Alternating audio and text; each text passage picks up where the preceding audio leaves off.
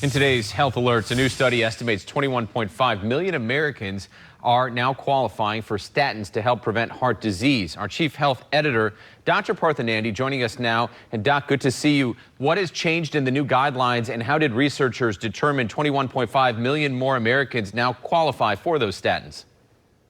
So really important. I was just talking to a patient about this right before I got on. There are a few major changes, and the guidelines now look at a wider age range, which is great, including adults as young as 30. And they also lowered the thresholds used to determine cardiovascular risk, meaning that more people may now be considered for statin therapy.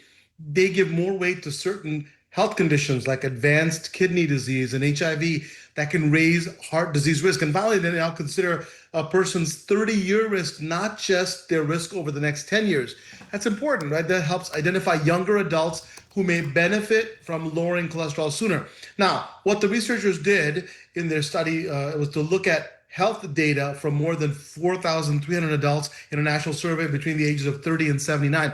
And when they applied the new guidelines, they found an estimated 21.5 million more adults may now be eligible to consider statin therapy to help prevent a first heart attack or stroke, which is super important. Okay, Doc, does being eligible mean a person should begin using a statin? And what should people know as far as the risks and the benefits?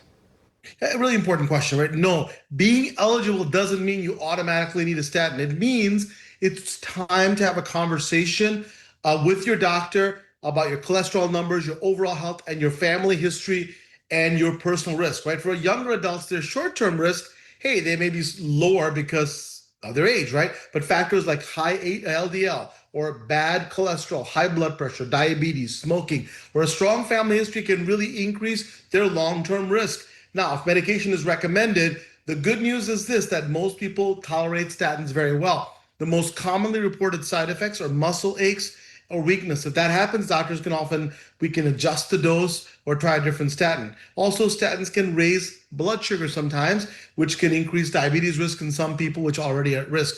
But for people with significant cardiovascular risk, the benefits far outweigh that risk. So whether you're taking a statin or not, lifestyle is super important. It's essential. A heart-healthy diet, regular physical activity, maintaining a healthy weight, controlling your blood pressure, and not smoking are some of the most powerful ways to protect your heart. And remember, a goal of these guidelines is not to put everyone on medication, but it's to identify risk earlier so people can make informed decisions, and we can stop the #1 killer in our country, which is heart disease.